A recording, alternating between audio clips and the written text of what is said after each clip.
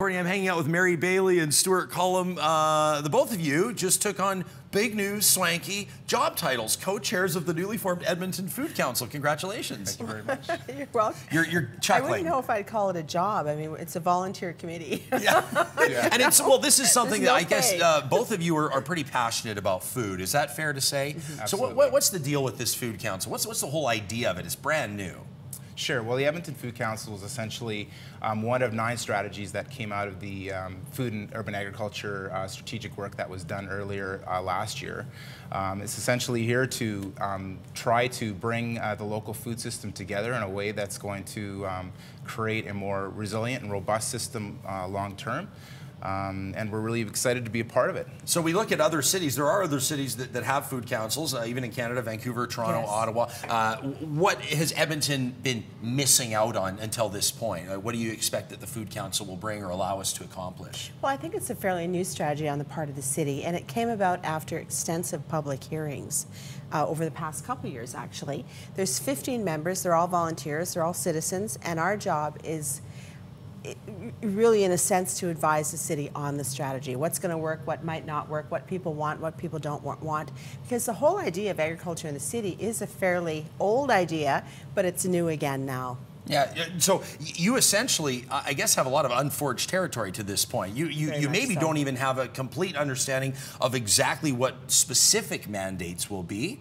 Is that fair to say? Yeah, I think so. I mean, I think it's important for the council to meet and determine what the priorities are, but I think we do have to remember that the Edmonton region has a really strong agriculture system in terms of its components. What this strategy does, and what the council is here to do, is really help bring that together. If you think of it in terms of building blocks, we have a lot of the building blocks in place in terms of the demand for agriculture and for local food, in terms of capacity for processing, perhaps, and for production, but we need to bring it together in a cohesive way that's going to make a more effective system long term. It's really interesting to see the makeup of this Food Council. You've got people with backgrounds in agriculture, in public health. A buddy of mine, a downtown advocate and blogger, Mac Mail, found his way into the council. He's very excited about that, I know. Is it fair to say that all of these different perspectives are going to allow you to tackle several different challenges? In other words, you could maybe be talking about chickens in backyards or farming on the Edmonton portion of the revamped municipal airport grounds? I mean, could it be that wide-ranging, that broad, or even further? Absolutely. And the thing about that council is it brings people with a lot of different viewpoints and backgrounds together to discuss this whole thing, because, I mean, really nobody, it is new territory. I mean, we're becoming a very urban society, but that doesn't mean we don't need to eat. So we still need to include agriculture and food, growing food, making food in the way we live, in cities. I want to put both of you on the spot right now, because this is kind of like a wish list thing. I want to right now, because I think sometimes people are going to go hear an idea and go, you know what, I never thought of that. I mean, I just threw backyard chickens out there, just as an example. I know a guy here in town, a prominent food blogger by the name of Kevin Koswin, is like transforming his entire front yard into a vegetable garden. That would be another example. What would be something that the both of you personally would love to see?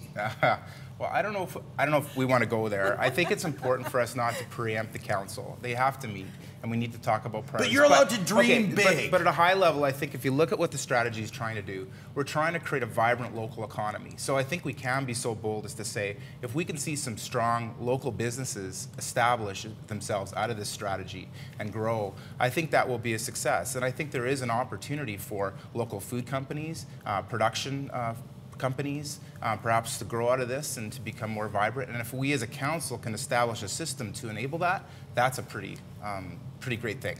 Mary? Well, it's also about the city, in a sense, making sure they have a strategy and a framework to deal with things like that. Because, I mean, just bringing up backyard chickens, I mean, it's from here to here in terms of what people think about it. Sure. So is there a consensus? Well, absolutely not. And, you know, whether or not we'll come up with that, who knows?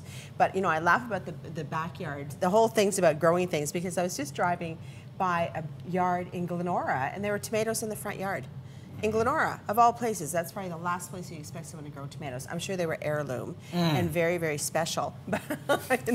So it's everything from policy to just saying to people, well, there's neighborhoods where you can't grow things in your front yard. So are we going to deal with that? We'll find out next fall. You could find yourselves involved in legislation, advising council on matters. I mean, what an exciting opportunity here, and what an exciting addition to Edmonton's food scene. Stuart, Mary, thank you for joining us today, and congratulations on kicking off this Edmonton Food Council. You can learn more about it by checking out the links on our website, Inside BT at breakfasttelevision.ca, or of course just visit the City of Edmonton's website at edmonton.ca. We're back with news, traffic, and weather, 6:28 Monday morning. You're watching Breakfast Television.